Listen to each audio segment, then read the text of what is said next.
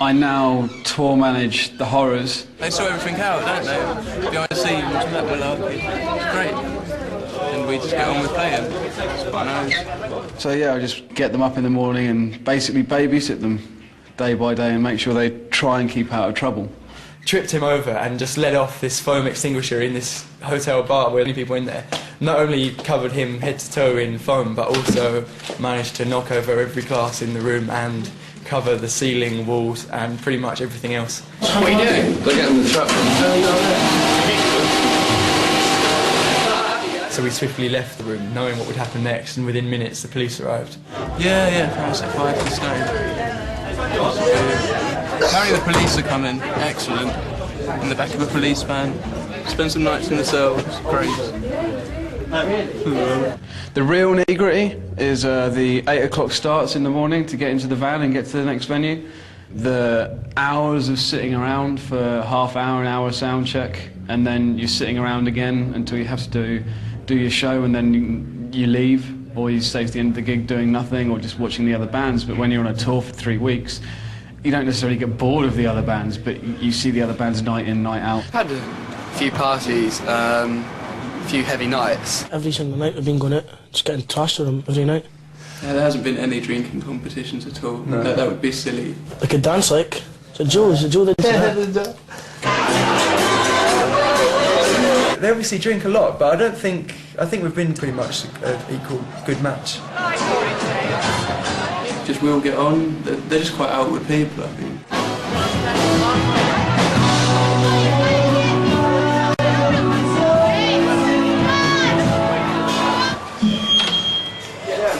We've got probably the smallest of the dressing rooms, and we're sharing it with Mumra.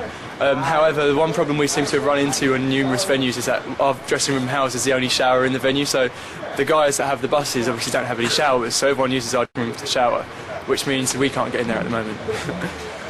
There's nowhere to go around there though, Reece. There's literally nowhere. And the days are quite boring because it is either travelling or hanging around, but the one thing is our shows are kind of pretty much unpredictable, so that's when it starts being interesting. Night 2, Glasgow, you've got the stage, and then there's a balcony above the stage which had a sort of garden trellisy thing either side of the stage going up. This is like the ultimate end, right? It must have been about 25 foot or something, and just kept scaling it and kept scaling it. Up this trellis which probably wasn't strong enough to hold a person's weight, but he managed it somehow. And he jumped on the balcony, and he ran through the venue. When I got down the stairs, I got grabbed by 4 big security guards and thrown out of the venue. And they didn't really tell me why, because I don't think they were the ones that saw me climb. So you had to run around the back of the venue, into the back door and back on the stage, man. Hilarious. Legend. Those antics, sometimes when you tell people not to, a bit like children, they'll go and do it 2 times worse on you, and so it's just best not to tell him not to do something. Generally he'll use his common sense, again with that one, but sometimes common sense fails to kick in. There we go.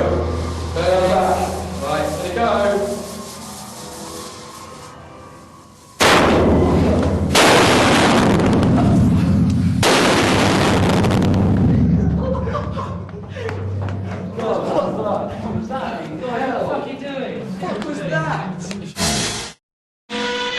Back with the Shockwaves NME Awards Tour. The bands are getting into their stride and learning to cope with late nights, early mornings and tour bus etiquette.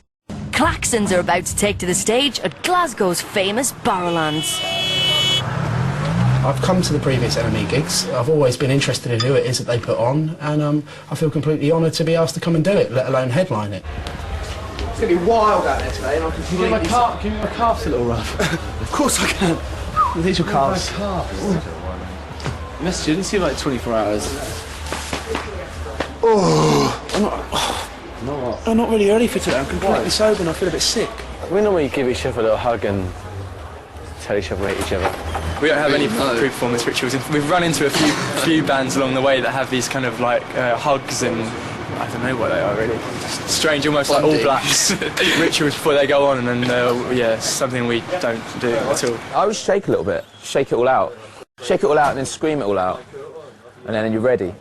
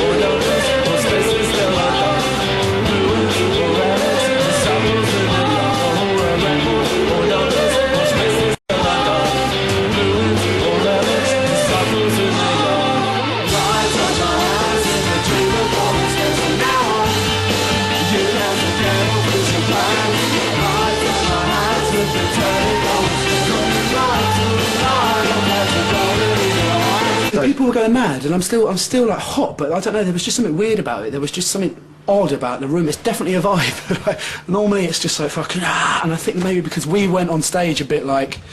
Right, then it was a bit right. It wasn't that it didn't go off. I think because we didn't go off. I think that's what it is. Step it up again tomorrow and get fucked up tomorrow. Go up there and completely entertain ourselves. I don't really take drugs, and I don't really drink that much, especially not currently because my voice can't take it. I don't like clubs because they play shit music. And I can't engage in conversation that well with people because I don't get on with a lot of people.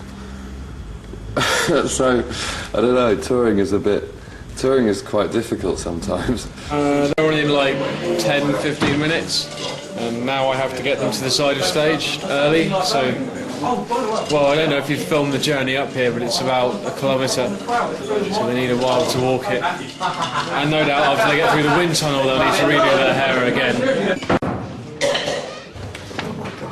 On this kind of scale, you're playing to an audience where not everyone really wants to see you, like, to be fair, to be honest, which is great because we like that.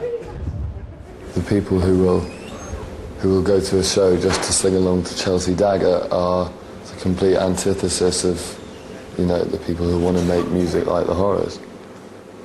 It just depends what you want from it, and we won't compromise to win over fucking meatheads in the audience.